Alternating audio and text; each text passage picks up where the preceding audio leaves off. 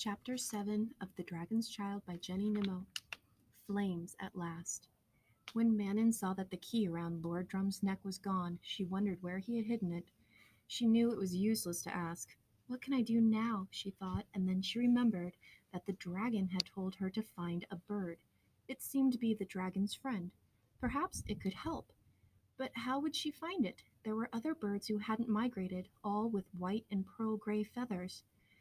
I'll just have to guess, Manon said to herself.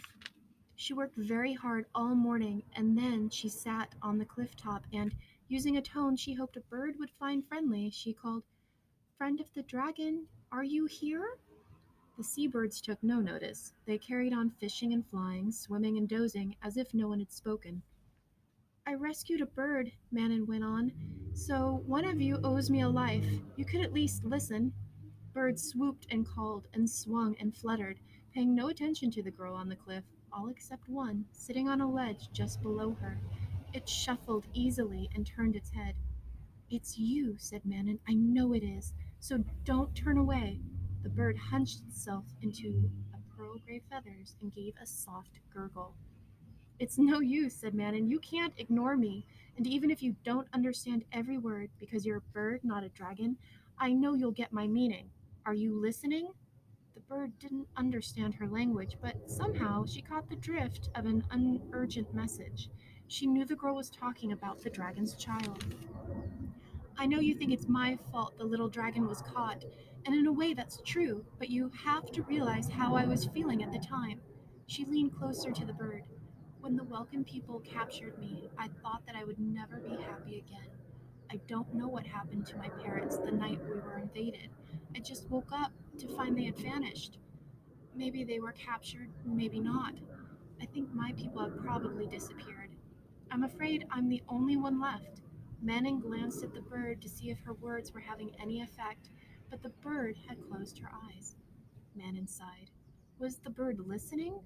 It didn't really matter. She needed to tell her story even if no one heard it. "We knew the Welkins were coming, but we couldn't stop them. They came from the sky, from another world, but their airship was blown up in battle, and now they're trapped on Earth until they can find a way to build another. I think my father guessed what was going to happen. That's why he told me about dragons, so if I survived, they wouldn't be forgotten. He said they'd all flown away and the world would never be the same, because dragons were the last marvels, the only creatures that could speak and understand our language, the only ones that still held magic. So when I saw a dragon, well, it gave me hope. There's a bit of magic left, I thought, even if it's very small. But now the little dragon's in a cage and will die there unless we rescue him." This time, Man stared hard at the bird, and the bird looked right back at her and gave a wheezy sort of twitter. "There's no one else, is there?" said Man. "Just you and me. So we'd better get on with it." She got to her feet and waited to see what the bird would do. It didn't move. Man gazed sadly at the motionless form. "I suppose you are the wrong one," she said under her breath. "I thought you were the dragon's friend." And she began to walk away, wondering how she could rescue the dragon all by herself. There was a moment, there was a movement in the air above her, and she looked up to see the birds winging through the sky, almost as though it were laughing at having tricked her. "You didn't fool me," Manon cried happily. "I knew it was you all the time." She ran back to camp, with the bird swooping and gliding beside her. When they reached the giant pavilion, the bird flew straight in, perched on the dragon's cage, and said, winging, too tired in his eyes. The little dragon sensed a gentle motion. He wasn't about to be tormented. "Go away." His growl was a faint little wheeze, and it made the bird's feathers stand on end. "What has happened to you, dragon's child?" she exclaimed. The dragon's child opened his eyes and sat up. "Orphan bird, she found you then," he said, and his eyes held their old glitter. "I thought they'd caught or killed you." "Not me," said the bird, forgetting to mention that Manon had saved her. "Dragon's child, you're not very good. You should be lying by now or put in the fire at the least. We'll have to get you out of there. The dragon child sighed.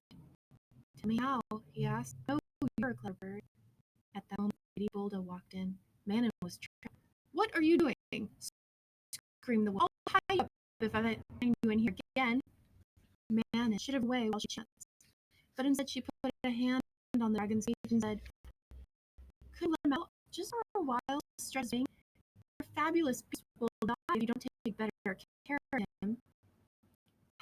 How dare you tell me what to do, Lady Bolda cried, right at Manon in rage.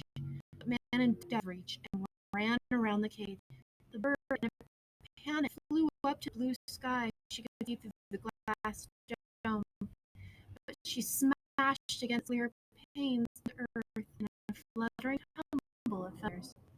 The dragon stared out on a scene that troubled, bewildered him. His friends were in danger, and he couldn't reach them, couldn't help them. Anger began to simmer inside him.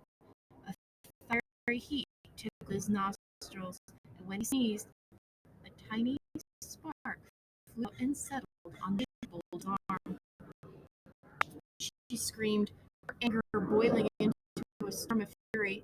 Catching hold of him, and she took the girl until her man cried out for pity, shook her, shaking the dizziness out of her head. The bird swept herself up and flew to Manon's rescue, only to be knocked back by Lady Bolda's angry fist. What's this? What's this? Great Smold strode into the shining pavilion, but before he could lift a finger, a long tongue of flame shot through the bar of the dragon's cage, and he reeled back in astonishment. Dragon's child, you're breathing fire! The bird circled the glassy ceiling, crying, well done! I am, agreed the happy dragon. It's easy once you know how. And he blew out a great blazing gust of flame. Once he started, he blew and snorted, snuffled and sneezed, as his nose were so full of fire he couldn't get rid of it. Great small edged toward the cage, but the iron bars began to glow, and he couldn't touch them. You're free, little friend, cried Manon, struggling to escape from Lady Bolda. Just push your way out. She let go of him and ran to the cave.